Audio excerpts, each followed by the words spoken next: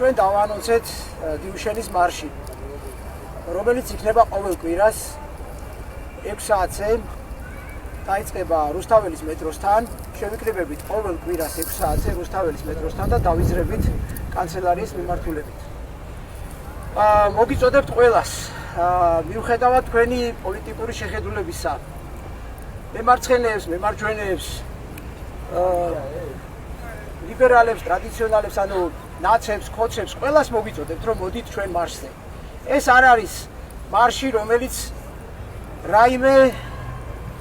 რაიმე პოლიტიკურ ან რაიმე განხეთქილების კერას ემსახურება. ეს არის მარში, რომელიც ემსახურება ბავშვებს.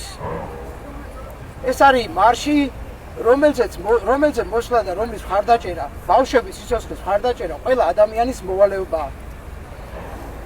ამიტომ ჩვენი თხოვნა არის, რომ ყველა მოხვიდეთ ამ მარშზე და ასევე განსაკუთრებული მადლობა მინდა გადაგიხადოთ ყველას, ვინც დღემდე იდექით ჩვენთან ერთად, ვინც მოდიხართ აქ.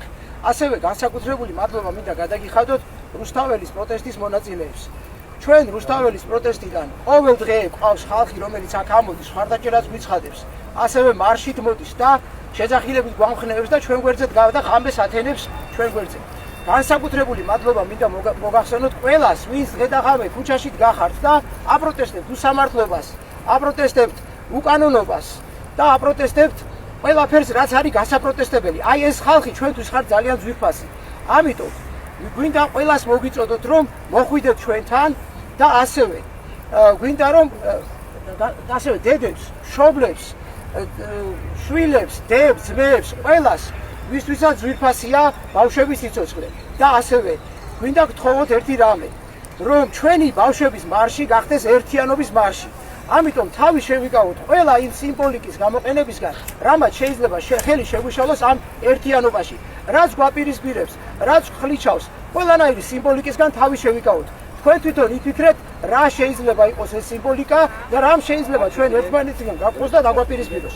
ჩვენ აქ ვიკრიბებით მხოლოდ ბავშვებისთვის, ამიტომ ხედველობაში მიიღეთ, რომ მოდიხართ ბავშვების დასახმარებლად, ყველას მოგიწოდებთ, ყველას გთხოვთ და დიდ მადლობას გიხდით წინასწარ ჩვენს მარში მონაწილეობით. ჩვენ გადავინაცვლეთ იმ ეტაპზე, როდესაც უკვე მთელმა ქვეყანამ გაიგო რა მედიკამენტები არსებობს, სად არის ეს მედიკამენტები და რა დადებითი თვისებები აქვს ამ მედიკამენტებს, მათ შორის ის გვერდითი ეფექტები, რაზედაც მიხეილ სარჯველაძე ლაპარაკობს.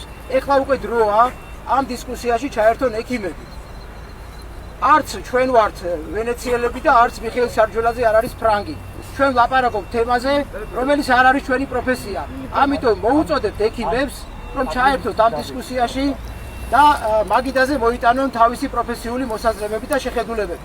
მოუწოდებთ ყველა ექსპერტს, ვინც იცის ეს საკითხი, ვინც მუშაობს ამ თემაზე, მოვიდნენ ჩვენთან ერთად ტელევიზიებში, ყველა ტელევიზია გვითმობს დროს, მოვიდნენ ჩვენთან ერთად ექიმები და ექიმებმა ისაუბრონ ამ საკითხზე, ისე რომ საზოგადოებას კონდეს კომპეტენტური და ობიექტური მოსაზრება და არ ჩათვალოს, რომ აქ მარტო გამწარებული მშობლები არიან, რომლებიც იბრძვიან იმისთვის, რაც შეიძლება არ იყოს ან დასაბუთებული, ან სწორი, ან გამართლებული იყოს რისკიანი საფრთხის შემცველი და ასე შემდეგ.